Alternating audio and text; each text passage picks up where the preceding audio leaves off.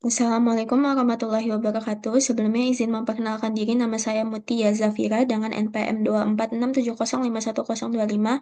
Di video ini saya akan mengerjakan tugas pada minggu ke-9, materi PDA pada mata kuliah Teori Bahasa dan Otomata. Seperti biasa, videonya berisi mengenai materi PDA itu sendiri beserta satu soal yang di setiap jawabannya terdapat pembahasan.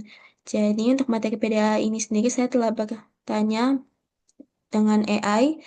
PDA atau Pushdown Automata adalah pengembangan dari Finished State Automata FSA yang memiliki memori tambahan berbentuk tumpukan stack. Artinya, PDA bisa mengingat simbol tertentu menggunakan operasi push dan pop pada stack. Karena itulah PDA digunakan untuk mengenali bahasa bebas konteks atau Context Free Language CFL. Sedangkan FSA hanya bisa mengenali bahasa reguler. Jadi, PDA ini KPI pengembangan dari FSA dan PDA ini juga bisa mengenali bahasa bebas konteks atau CFL. Komponen pada PDA. Sebuah PDA secara formal ditulis sebagai P sama dengan Q untuk himpunan state, keadaan, ini apa ini? Himpunan simbol input, kemudian lambang yang seperti X ini himpunan simbol stack, ini lambda bukan ya?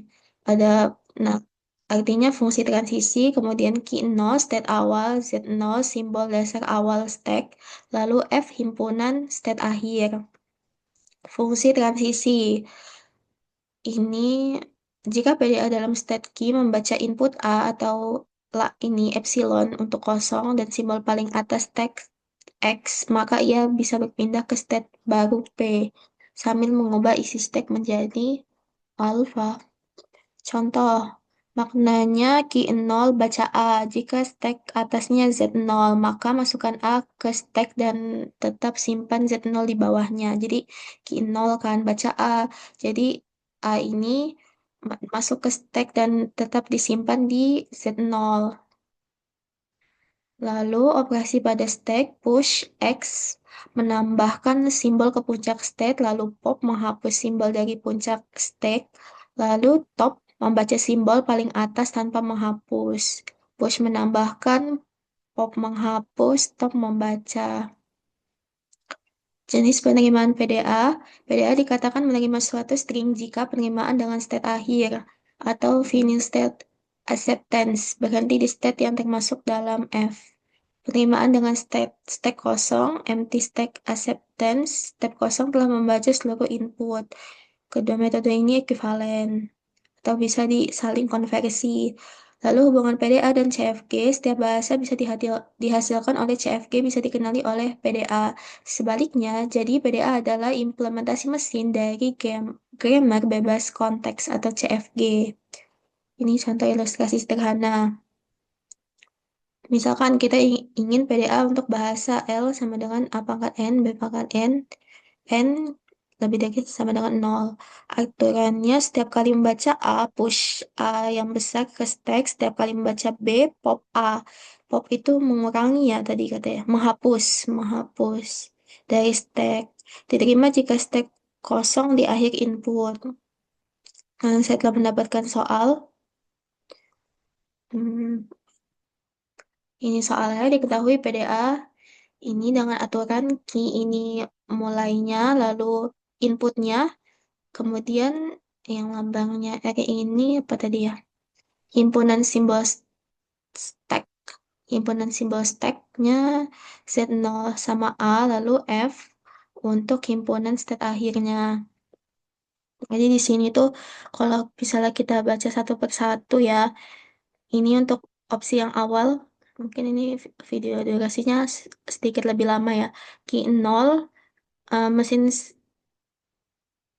jadi dia baca input A dan simbol atas tagnya itu Z0. Jadinya key 0, dia tuh push A ke stack gitu, push A ke stack di atas Z0. Dan jadi dia nambah A gitu. Jadi ini katanya sebenarnya saya masih kurang paham juga. Langkah pertama untuk mulai menghitung jumlah A yang masuk. Setiap A yang dibaca satu A ditambah ke stack di bawah tetap.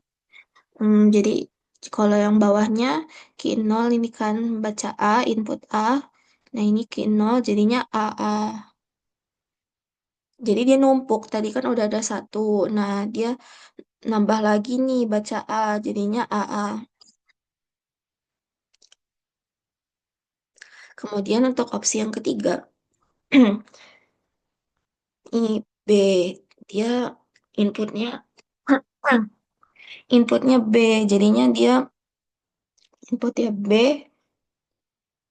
jadi dia menghapus pop A dari stack.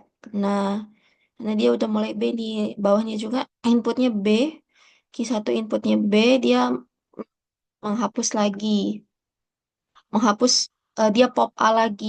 Jadi selama inputnya itu B, PDA terus menghapus A dari stack gitu. Jadi satu B itu satu A dihapus. Selanjutnya yang bawah nih, dia nggak input apa-apa atau epsilon. Dia jadinya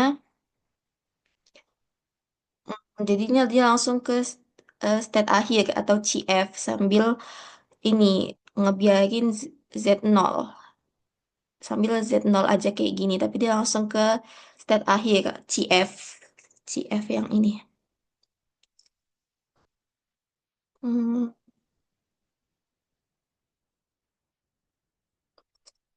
jadi kan tadi ini kita kalau misalnya kita rangkum awalnya tuh dia A, jadinya mm, A-nya ada dua di sini, kemudian dia B, jadi dia tuh kayak ngehapus yang A, ngehapus satu kan, lalu ini ngehapus dua, jadi A yang di sini kehapus dua-duanya, jadinya harusnya seimbang dong seimbang antara A dan B-nya gitu. Ini di akhir itu kan dia baca epsilon ya udah di state akhirnya Z0. Transisi ke CF atau step akhir. Untuk opsinya,